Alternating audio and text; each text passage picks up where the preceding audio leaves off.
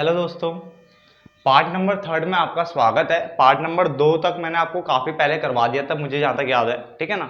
But इस chapter को खत्म करेंगे क्योंकि देखो ज़्यादा बड़ा चैप्टर नहीं है। इसके बाद एक पार्ट और बनाऊंगा, यानी 4 पार्ट में चैप्टर खत्म होने वाला है। क्लियर है? और प्रॉपर तरीके से खत्म होने वाला है। तो हम आगे बढ़ते हैं।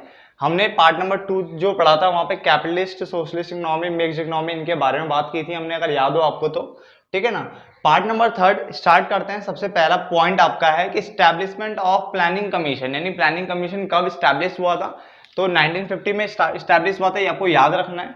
और अगर आप 15 मार्च भी याद रख लेते तो ज्यादा अच्छी बात है। ठीक है, वैसे 1950 आपका जो है सन है यहाँ पे, क्लियर ना, ईयर है। तो पहला पॉइंट हो गया कि एक नंबर के पॉइंट ऑफ व्यू से भी हम जाएंगे, और एक नंबर के इसके क्वेश्चन भी ऑलरेडी उसी प्लेलिस्ट में, इंडियन इकोनॉमी वाले प्लेलिस्ट में डले हुए हैं। तो आप वहां जाकर के जब ये चैप्टर खत्म हो जा रहे हैं तो इसके भी उतार लेना। जैसे आपने पहला चैप्टर किया, उसके फिर क्या करा आपने, 1 मार्क्स के क्वेश्चन उतार दिए थे कॉपी में। ऐसे इसके भी क्या कर लीजिए, पहले थ्योरी कंप्लीट कर लीजिए, एक पार्ट और बनने वाला है, और उसके बाद क्या करना आप, इसके भी एक नंबर के क्वेश्चन उतार लेना जो अलग से दिए हुए हैं। ठीक है ना। तो स्टैब्लिशमेंट प्लानिंग कमीशन 1950, कोई दिक्कत तो नहीं होना चाहिए। आगे इंडियाज फर्स्ट 5 ईयर प्लान, यानी इंडिया में जो पहला 5 ईयर प्लान था वो लॉन्च हुआ था आपका 1951 में, यानी 1951 में लॉन्च हुआ था, जो कि 1951 से 1956 तक चला था। ठीक है, 1951 से 1956 तक ये चला था, ये मैंने आपको ऑलरेडी बता दिया था। जबकि सेकंड ईयर प्लान जो था वो 1956 में स्टार्ट हुआ था, और 1961 यानी 1961 तक ये चला था। लास्ट 5 ईयर प्लान की अगर हम बात करें तो 2012 यानी 2012 में ये शुरू हुआ था, 2012 से 2017 तक ये चला था। और लास्ट 5 ईयर प्लान का जो नाम है वो आपका 12th प्लान है, क्योंकि वो 12वां प्लान था। क्लियर हो गया। अब आते हैं डायरेक्टिव प्लानिंग, कॉम्प्रिहेंसिव प्लानिंग, जिसके ऊपर क्वेश्चन बन सकता है, बड़े प्यार से बन सकता है। ठीक है ना।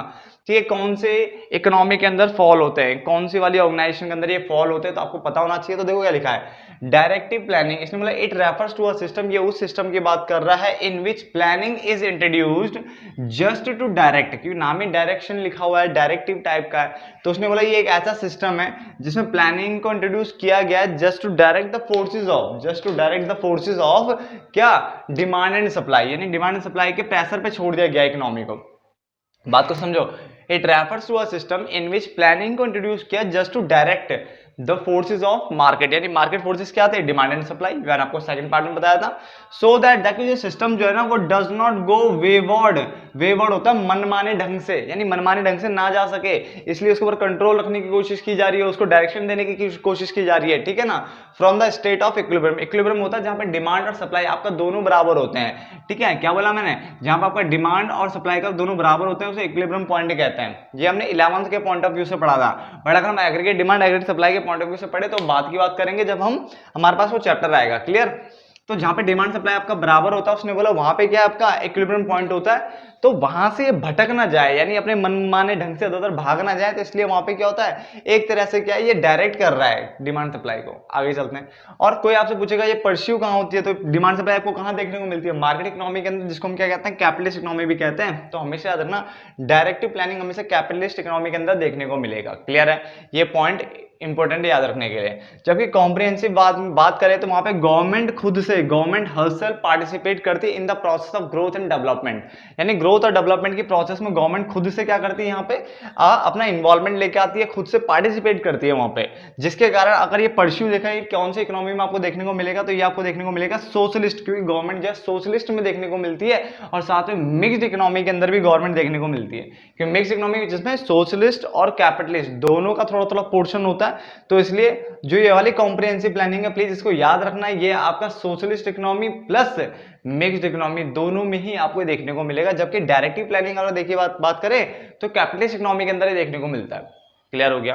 उसके अलावा मार्केटेबल सरप्लस क्या होता है, मैंने कहा मार्केटेबल सरप्लस होता है कि जैसे मान के चलो आप फार्मर हो, ठीक है, आप किसान, और किसान होने के बाद आपने मान लो कि कुछ प्रोड्यूस किया, और आपने मान लो 100 केजी आपने अनाज प्रोड्यूस किया। 100 केजी अनाज प्रोड्यूस करने के बाद आपने देखा कि यार घर की नीड्स भी चाहिए, यानी घर की नीड्स को भी पूरा करना है, घर के लिए भी अनाज रखना है। तो आपने क्या करा, 100 में से 40 जो किलो था वो अपने पास रख दिया, तो उसका मतलब बाकी कितना बचा, 60 किलो, वो कहां बेच दिया, मार्केट में। तो इसी को मार्केटेबल सरप्लस कहते हैं, यानी वो अनाज जो कि ओवर एंड अबव है अपने ओन कंजम्पशन से, यानी खुद के लिए जो हमने रखा है, उसके बाद जो ओवर एंड अबव बचता है उसको मार्केटेबल सरप्लस कहते हैं। तो वही यहां पे लिखा हुआ है, it refers to farmers output over and above his own farms consumption. ठीक है ना, यानी खुद की जो है फार्म कंजम्पशन, खुद के लिए जो आउटपुट रखना है, उसको रखने के बाद अगर कुछ ओवर एंड अबव बचता है तो उसको मार्केटेबल सरप्लस कहते हैं। इसके ऊपर भी क्वेश्चन बनता है, इसलिए फॉर्मूला याद रखना। इसमें पहले टोटल प्रोडक्शन कितना किया आपने, यानी टोटल फार्म आउटपुट प्रोड्यूस, यानी टोटल कितना प्रोड्यूस किया वो बताओ, और उसमें से जो खुद के लिए own consumption of farmers output,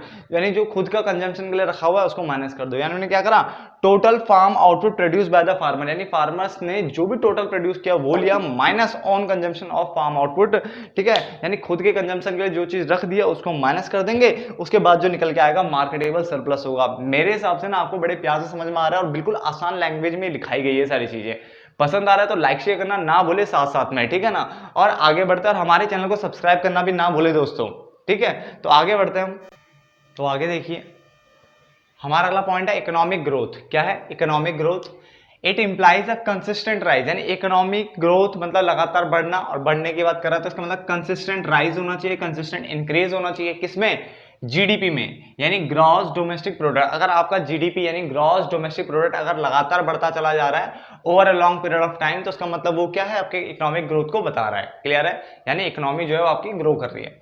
अब उसके बाद है स्मॉल स्केल इंडस्ट्रीज। ठीक है, इसके बारे में डिटेल में जो चैप्टर आएगा इसका स्मॉल स्केल से रिलेटेड उसमें पढ़ेंगे, बट यहाँ पे डेफिनेशन कवर हो रही थी इस चैप्टर में, तो हमने यहाँ पे भी कवर कर दी है कि स्मॉल स्केल इंडस्ट्रीज वो इंडस्ट्रीज होती है इन विच मैन्युफैक्चरिंग की बात करें, ठीक है, गुड्स बनाने की बात करें, या सर्विस प्रोवाइड करने की बात करें, या प्रोडक्शन की बात करें, सारे के सारी चीजें होगी done on a small scale, यानी छोटे लेवल पर, या उससे भी छोटे यानी माइक्रो लेवल पर, बिल्कुल ही सूक्ष्म।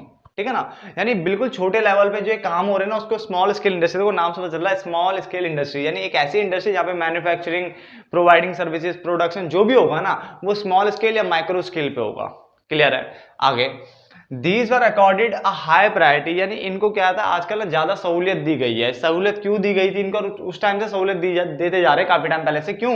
क्योंकि अगर हम स्मॉल स्केल इंडस्ट्री अगर ओपन करते हैं तो इससे क्या होता है, इंप्लॉयमेंट बढ़ता है, यानी लोगों को रोजगार मिलता है, और रोजगार मिलेगा तो जो हमारे यहाँ इनकम के नाम पे जो इनइक्वालिटी फैली है, यानी असमानता जो फैली है, कुछ लोग ज्यादा अमीर है कुछ लोग गरीब है, तो उसको रिड्यूस करने की कोशिश की जा रही है। इसका मतलब इक्विटी लाने की कोशिश की जा रही है, इक्विटी मतलब समानता लाने की कोशिश की जा रही है। तो these were accorded a high priority with a view to promote करना, क्या प्रमोट करना, goals of employment and equity।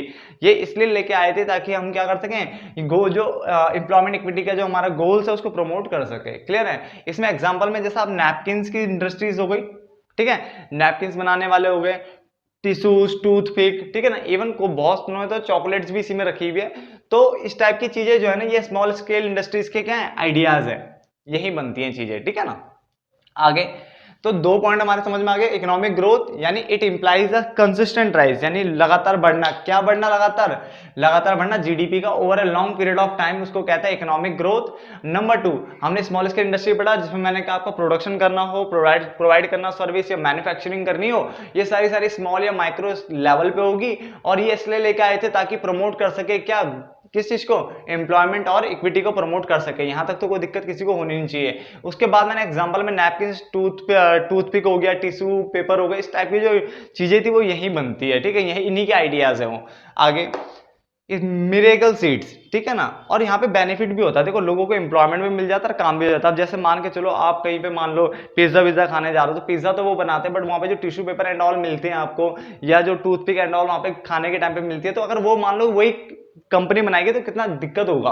ठीक है, एक ही कंपनी 20 चीजें बना रही है, तो ये सारे आइडियाज छोटे वाले हैं और उनको क्या, ये छोटे वाली जो इंडस्ट्रीज है वो बना लेती है। इससे फायदा क्या होता है, इनको एम्प्लॉयमेंट मिल जाता है जो लोग बेरोजगार होते हैं, और बड़े वालों को हेल्प मिल जाती है। अपने साथ में जो जैसे मतलब पिज्जा के साथ अपने टिश्यू पेपर देना तो हेल्प मिल जा रही है कि फटाफट बन बन करके आ रहे हैं। क्लियर। चलो मिरेकल सीड्स, मिरेकल मतलब हो गया जैसे चमत्कारी। चमत्कारी क्यों बोला, ये ऐसे सीट्स होते थे, अब देखो इसमें कोई भगवान ने कोई आशीर्वाद नहीं दिया है। यहाँ पे ये सीट इस तरह के सीट्स है जिसमें कुछ आपको एश्योर्ड मतलब एक तरह से सर्विसेज आपको साथ में दी जा रही है, आपको कुछ भरोसा दिया जा रहा है जिसके कारण जो पैदावार जो है वो अच्छी हो, इसलिए इसको मिरेकल बोला, वरना कोई इसमें चमत्कार नहीं था। क्लियर है ना। तो मिरेकल का मतलब ये हाई यील्डिंग वेराइटी सीड्स से, यील्ड मतलब पैदावार होता है, यील्ड मतलब पैदावार, तो high yielding variety of seed से। क्यों? क्योंकि ये कंबाइंड थे, यानी बीजों के साथ साथ आपको क्या मिलने वाला, देखो विद एश्योर्ड वाटर सप्लाई, यानी आपको गारंटीड वाटर सप्लाई मिलेगी। तो देखो अब इंडिया मानसून के ऊपर डिपेंड रहता था, दिमाग लगाओ, ठीक है, अब मानसून आया तो खेती हुई ढंग से, नहीं आया तो नहीं हुआ। अब इन सीड्स के साथ आपको पानी हमेशा मिलेगा। तो गारंटीड है, इसका मतलब मानसून पे ज्यादा डिपेंड रहने की जरूरत नहीं हो रही है यहाँ पे थोड़ा बहुत, यानी आपको पानी मिलता रहेगा, फर्टिलाइजर्स मिलते रहेंगे, बताओ, इंसेक्टिसाइड्स मिलेंगे, है ना, कीटनाशक समथिंग ये जो होते हैं सब चीज आपको मिलती रहेगी। तो लगा लो जब सब चीज आपको मिल रही है, इसलिए इसको मिरेकल सीड्स बोला। तो याद रखना पेपर में कि मिरेकल सीड्स कौन सा, हाई यील्डिंग वैरायटी सीड्स होते हैं जिनके साथ वाटर सप्लाई, इंसेक्टिसाइड, पेस्टिसाइड्स, ठीक है, फर्टिलाइजर्स, ये सब मिलते हैं, ठीक है ना। गुड रिजल्ट, जिसके कारण क्या होता है, हाई प्रोडक्शन होने लग जाता है, इसलिए इनको मिरेकल सीड्स बोलते हैं, ठीक है। ग्रीन रेवोल्यूशन की बात करें तो आपको ज्यादा डिटेल में जाने की जरूरत नहीं है। ग्रीन रिवोल्यूशन में बस इसके नाम याद रख लीजिए। ग्रीन रिवोल्यूशन में न्यू एग्रीकल्चरल स्ट्रेटजी कहते हैं, जिसको बच्चों को नहीं पता होता, मैक्सिमम बच्चों को ये वाला नाम नहीं पता होता, तो याद रख लेना, न्यू एग्रीकल्चरल स्ट्रेटजी यानी NAS, नास, ये इसी का ही क्या है, फुल फॉर्म है, यानी सॉरी अनदर नेम है, ठीक है ना। तो उसने बोला क्या, न्यू एग्रीकल्चर स्ट्रेटजी इसका ही दूसरा नेम है, ठीक है ना। और सीड फर्टिलाइजर्स वाटर टेक्नोलॉजी, ये भी इसको ही कहा जाता है, यहाँ पे सीड फर्टिलाइजर्स वाटर टेक्नोलॉजी, ये सब यही इन्हीं के नाम है, ठीक है ना। इट वॉज लॉन्च, ये लॉन्च हुआ था अक्टूबर 1965 में, यानी ग्रीन रिवोल्यूशन 1965 अक्टूबर के टाइम पे, ठीक है ना, ये लॉन्च हुआ था, जिसमें किसकी फसलों को बढ़ाया गया था, वीट और राइस, यानी चावल और गेहूं पे काम किया गया था। क्लियर, हरित क्रांति लाए थे ना, यही हरित क्रांति आपकी, ठीक है ना। चलो, तो उसके बाद chairperson of planning commission, planning commission जो 1950 आपने पढ़ा था, ठीक है, उसके चेयरपर्सन कौन थे, तो हमारे चेयरपर्सन थे जवाहरलाल नेहरू, यानी आपके जवाहरलाल नेहरू जो है, जवाहरलाल नेहरू, ये आपके क्या थे, चेयरपर्सन थे, किसके, प्लानिंग कमीशन के। यहां तक कोई दिक्कत नहीं। उसके अलावा अगर आपसे कोई पूछे quantity of goods that can be imported, यानी वो क्वांटिटी जो कि आपने इंपोर्ट करनी है, उसको क्या बोलते हैं, उसको बोलते हैं बच्चे कोटा, ठीक है। तो क्या जरूरी है कोटा, यानी कोटा मतलब एक तरह से हो गया रिस्ट्रिक्शन टाइप की, यानी क्वांटिटी आपको डिसाइड करनी है ना। तो वो जो कोटा यानी जो रिस्ट्रिक्शन आप इंपोज कर रहे हो इंपोर्ट के ऊपर, तो हमने तो बोल दिया वो इंपोर्ट कोटा हो गया, यानी इंपोर्ट के ऊपर जो कोटा लगता है वो इंपोर्ट कोटा हो गया। अब आप इंपोर्ट कर रहे हो, देखो quantity of goods that can be import, उसको हमने कोटा बोला, क्लियर ना। कौन सा कोटा, इंपोर्ट कोटा। क्या एक्सपोर्ट के ऊपर भी हो सकता है, बिल्कुल हो सकता है। क्वांटिटी ऑफ गुड्स जिसपे गवर्नमेंट ने रिस्ट्रिक्शन लगाई है एक्सपोर्ट करने के लिए, ठीक है ना, कि इतनी क्वांटिटी आप एक्सपोर्ट कर सकते हो या फिर इससे ज्यादा नहीं कर सकते, तो वो एक्सपोर्ट कोटा होता है। तो कोटा किसी भी फॉर्म में पढ़ा जा सकता है, एक्सपोर्ट भी इंपोर्ट भी। बट मैंने जो पॉइंट लिखा था वो ये लिखा था, quantity of goods that can be imported, यानी जो क्वांटिटी आप इंपोर्ट कर सकते हो उसको हम क्या बोलेंगे, उसको हम बोलेंगे कोटा। और एक्सपोर्ट बोलेंगे तो भी कोटा ही होता है, ठीक है ना। एक्सपोर्ट में गवर्नमेंट ने रिस्ट्रिक्शन लगा दी कि आप इससे ज्यादा एक्सपोर्ट नहीं कर सकते या फिर इतना ही एक्सपोर्ट कर सकते हो, ठीक है, समथिंग कुछ इस तरह की रिस्ट्रिक्शन लगाना, वो एक्सपोर्ट कोटा होता है। और इंपोर्ट पे अगर रिस्ट्रिक्शन लगी तो वो इंपोर्ट कोटा होता है, दोनों ही कोटा के अंदर ही आ रहे हैं, क्लियर ना।